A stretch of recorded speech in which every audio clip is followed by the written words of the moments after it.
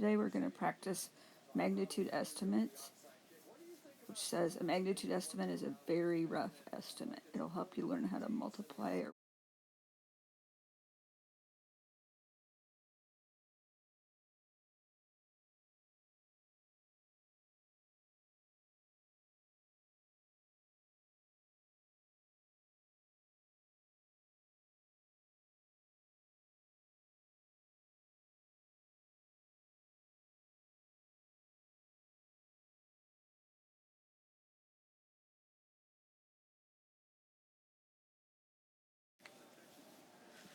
I'm going to show you how to use this page to practice with your extended facts first. I'm going to show you a website that does random cards, so you can use that to practice your extended facts.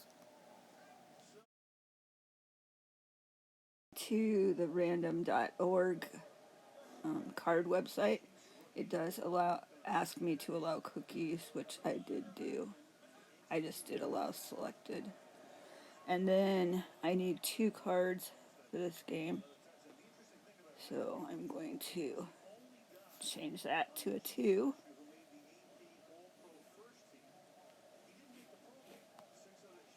And then I did take out the aces, jacks, queens, and kings. And then I left the other stuff the same. Push draw cards. And now it gives me 2. So I would write 8 times 5 is 40. And then I would keep my 40. So I'm going to have 1 extra 0. And I would do 8 times 50 equals 400. And 8 times 500 equals 4,000. And when I'm ready to, for new cards, I just click again, and it'll give me new cards. So here's what that looks like written down. I had an 8 and a 5 on my cards, so 8 times 5 is 40. And then I have the 10 in there. So 40 times 10 has 1 more 0, because I already have the 40, and I get the 0 from the 10. And then I could keep going with that. 40 times 100. So I have 4 and 1, 2, 3 zeros.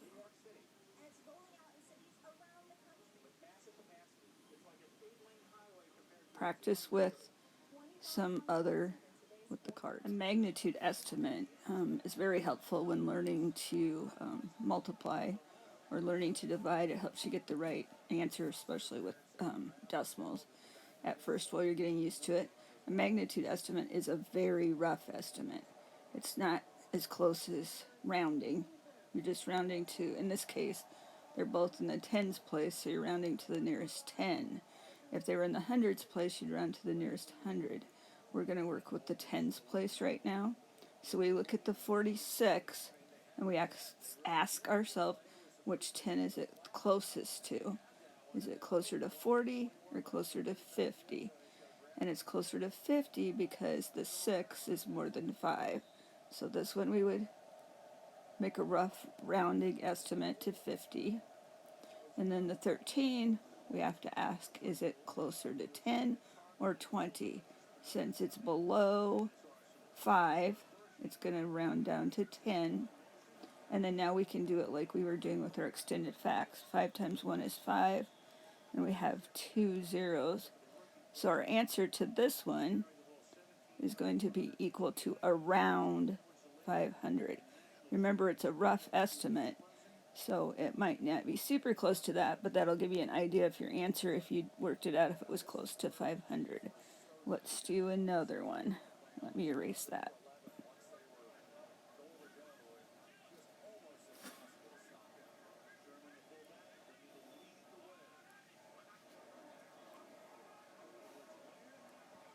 $27 times 86.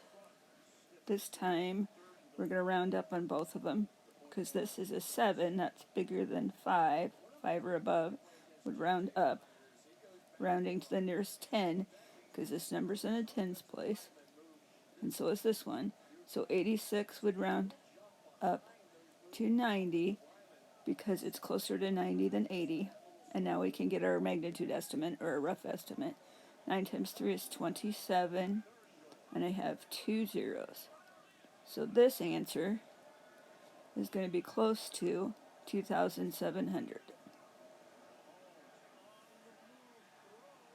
Let's do one with another place besides tens place. So let me erase that.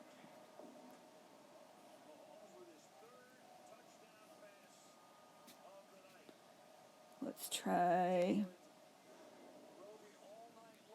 Whoops, gotta get my pen.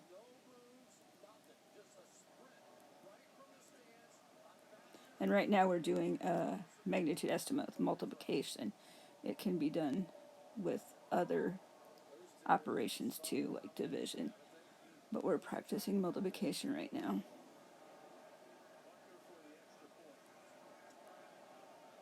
This time we're rounding to the hundreds because this is in the hundreds place. So 432, is it closer to 400 or 500? Well, it's closer to 400 because the 3 is not 5 or above. And this one's closest to 400 because the 6 is 5 or above. Whoops, wrote the wrong thing. 4 times 4 is 16 with 1, 2, 3, 4 zeros. 1, 2, 3, 4. So 432 times 362 is going to be roughly around 160,000. Remember, it's a rough estimate. Let's try one with decimals.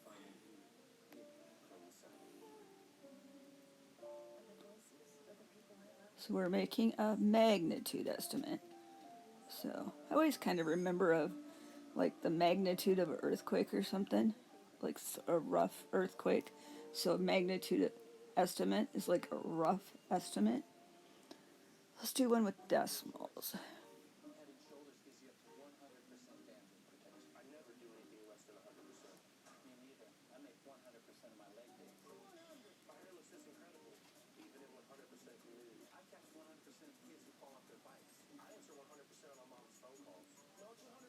This time I'm going to look at rounding it to the whole place. The whole number with no parts. These are parts. These are parts. I want just the whole number, the ones place in front of the decimal. So this is going to be either 5 or 6. The 9 would make it bump up. So this one's just going to be a plain old 6. So basically what we're doing is getting rid of the decimal. We're deciding which ones place it's closest to, which whole number. And this is going to be closest to 7 because the 1's not 5 or above to bump it up. So 6 times 7 is 42. That'll help when you start rounding decimals because now you'll know this answer is closest to, closest wouldn't be the right word, but roughly close to 42. So you'll kind of be able to get your decimal in the right place. Let's look at the worksheet on how they're going to do that. So they did an example for you. They said 14 times 17. 14 is closest to 10. 17 is closest to 20. Remember, this means times. So 2 times 1 is 2 with the 2 zeros. So their answer is, their magnitude estimate is 200, so they put it in the hundred spot. Let's do one of the decimals together. So I'm going to do number 6. They had 4.5, so that's closest to, write it over here. 4.5, it's 5 or above, so it's closest to the number 5. We don't have any decimal left. So how I estimate it is 5 times, now they've got 0.6, which is closest to 1, because this 6 would make it bump up 1.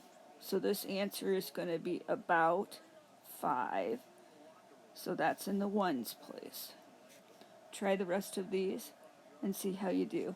This one down here is a little bit tricky because it's going to be a really rough estimate. If you have the StudyLink worksheet, complete that. Complete the math boxes if your teacher requires that.